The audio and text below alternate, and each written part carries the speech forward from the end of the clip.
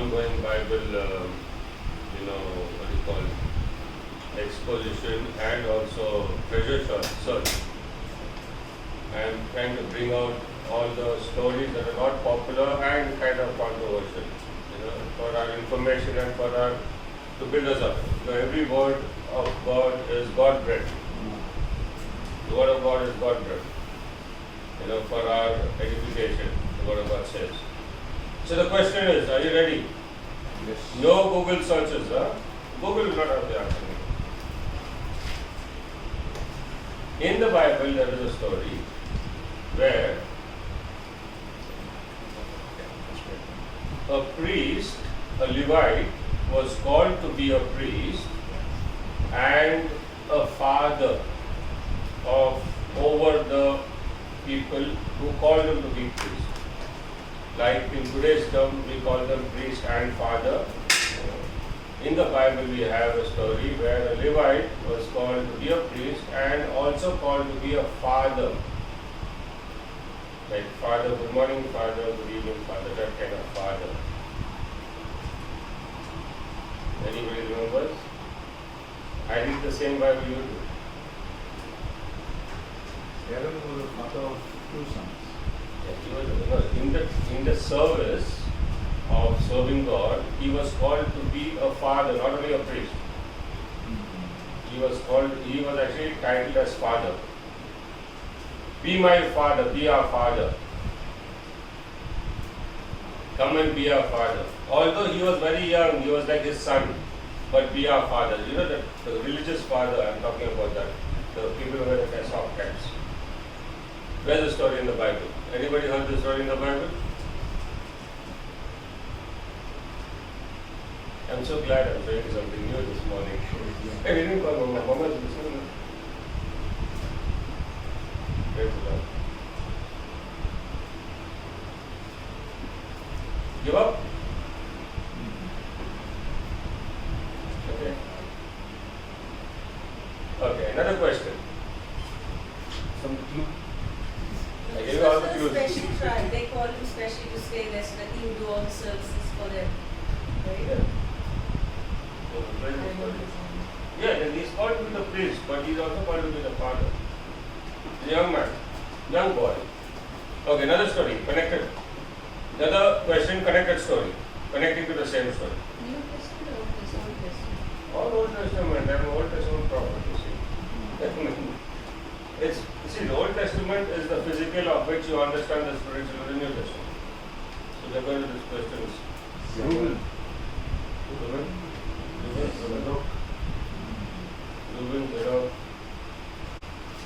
Okay, so another question. Where there is a story in the Bible, which story in the Bible goes like this, that the son stole from the mother silver. Okay, and this is some kind of, I think, a lot of silver, some 1100 shekels or something. And the mother started cursing, not knowing who's the robber, but cursing the robber in the son's ears. So ultimately the son came and said, okay mother, it's me only, I only stole. And then she said, okay, then that's okay. I will not curse. Here's the story.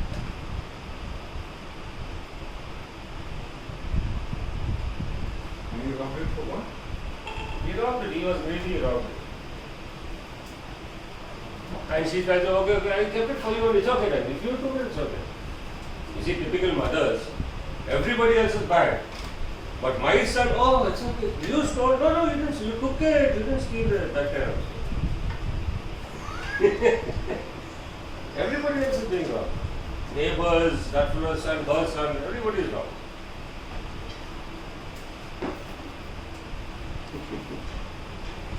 No. Go to the book of Judges, chapter 17. Did he steal 1100 shekels?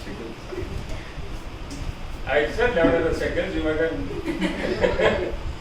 cheaters. Even in the Bible said you are cheating. Imagine other than how much I will cheat. Why y'all? Oh, why are you? You gotta get those marks.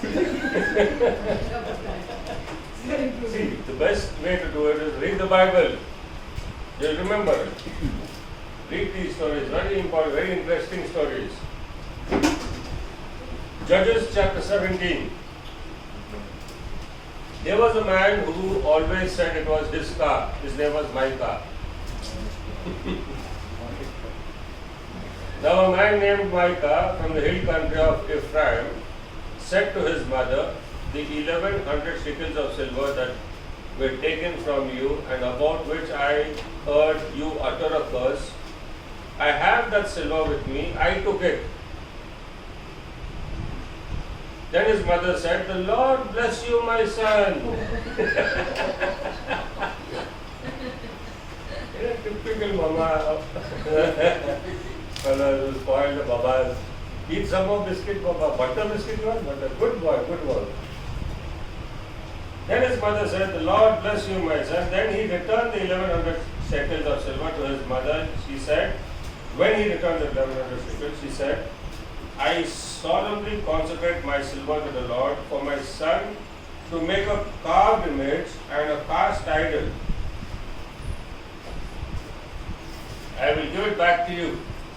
So when he gave it back, she said, I had consecrated this for my Lord and I want a carved image to be made out of this. So I give it back to you. It's your responsibility now to make a carved image. You know, possibly in the background, she took an oath, if I find it, I will offer this to you. She possibly took an oath. So he returned the silver to his mother and she took 200 shekels of silver and gave them to a silversmith who made them into the image and the idol, and they were put in Micah's house. Now, the image and the idol, we are not told which image and which idol. You know, so a silversmith made an image and an idol, and it was put in Micah's house. So it seemed like Micah was an old man, an older boy, but the mama was around, the papa wasn't around, the father wasn't around, and it was put in his house, his part of the house. Now, this man Micah had a shrine, and he made an ephod and some idols and installed one of his sons as his priest. In those days, Israel had no king, everyone did as he saw fit. So what Micah had was, in his house he had a shrine, and he had a collection of idols, and an ephod. You know, an ephod basically is a piece of garment that only priests are supposed to wear. It's like the banyan of a priest, you know, and that's what these are the copy, you know, Brahmin guys, you know, they have the ephod culture with them. So he had an ephod. So ephod is used when you want to inquire of the Lord. That's one of the things, you know. So he also installed one of his sons as priest. What this tells me, if I read between the lines, what this tells me is that Micah was a rather religious person. He was a person who was more, you know, religious, looking forward, seeking, wanting to know, wanting to serve kind of a guy. And he had no proper guidance. That was the problem. There was no guidance. Because then the word of God says, in those days Israel had no king, everyone did as he saw fit. It was a time, it was the culture of the day. I like to do this, I am doing this.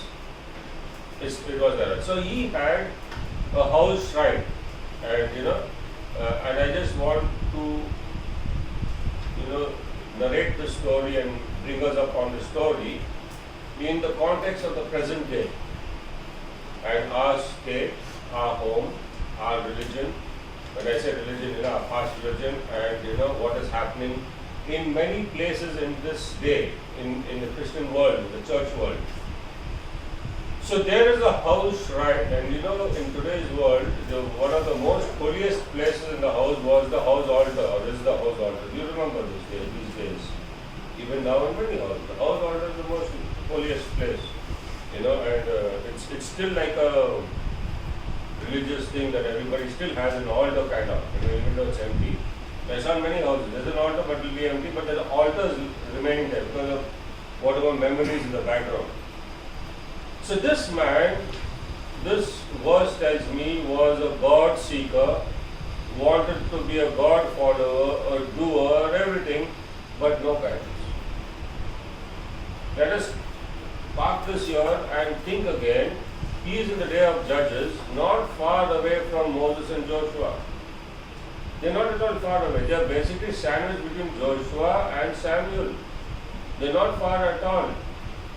Why you don't know what you are supposed to do? You have the law, you have the book of the law, you have the law just introduced to you. Why don't you know? The commandments say, do not make an idol. Why don't you know? What is mama doing? Why didn't she know? What was her father doing? Why didn't he know? So somehow, again it tells me that these people, though they wanted God, they didn't care to know what God wanted from them. They didn't care to know. Now if you just relate this to our lives today,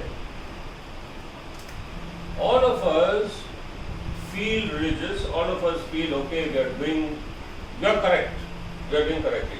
But have we ever stopped to think what God wants? What is God's purpose? What is He saying? What is He demanding or expecting? What is His rules and regulations? We don't stop to think these things. And then we go on to do, because we all have our own shrines, We go into our shrine, do our thing, come out and get going kind of. We did it for today. I had my 5 minutes or my 15 minutes, whatever we have, I don't know what's our debate, our justification, we do those things. When we were born again, we were kneeling on two knees, both the knees, both the hands up, then slowly it became like this. Then it became like this. God knows my heart. I have to show you what I'm doing. It comes to the justification. We have our own shrines and do our own things. I never bother to know, to check what the book is saying. There's something put in black and white. We have a 66 book Bible. There's so much in that. Nobody wants to know. Nobody's bothered. Okay? So, going on from there, He appointed His son to be a priest. Son became very, I'm wondering, which son in today's world wants to be a priest? Who wants? I want to hang around with the gang. Who wants to be a priest?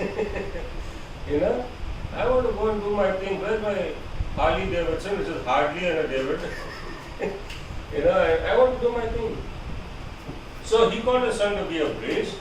And then the word of God says, verse 7, a young Levite from Bethlehem in Judah, who had been living with the clan of Judah, within the clan of Judah, left that town in search of some other place to stay. So young Levite, who put up in Judah, in the clan of Judah, Levite is not supposed to be in the clan of Judah. They had their own territory to live in. They were not supposed to be in Judah. But somehow this man lived in Judah, being a Levite.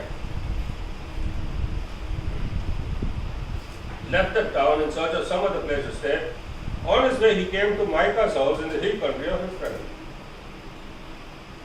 Micah asked him, "Where are you from?" "I am a Levite from Bethlehem in Judah," he said, "and I am looking for a place to stay." Then Micah said to him, "Live with me and be my father." That's why he says that. He's a boy. Live with me and be my father. Now you would want to wonder why he said this. Why he said, "Be my father." You know why he said this?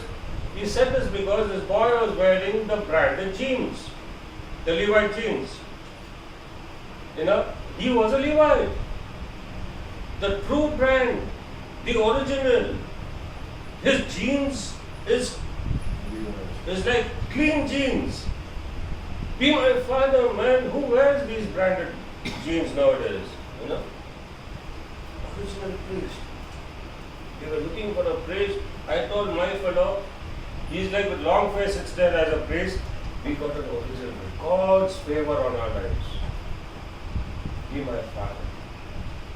If we just stop here to think what's happening in today's world, in all religiosity and expectation of God, we suddenly bump into somebody who becomes our father, priest, pastor, And then we stop there. We park very nicely and we are settled. He's my pastor. He's like my father. Be my father. This is very happy. He likes to come to the house and park himself and be the father. Getting paid. He's getting paid also. This is precisely the story for this century, for this time. Who will say, be my father? This fellow is like he's a vagabond. He's actually, homeless.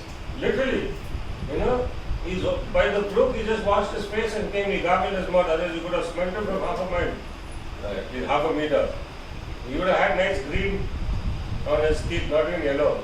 So he's a homeless, no? So he's born a padri, kind of. So he's thought, no, authenticated. Let's get him over our shrine. My boy doesn't know what to do. Which bell to jingle or say he doesn't know.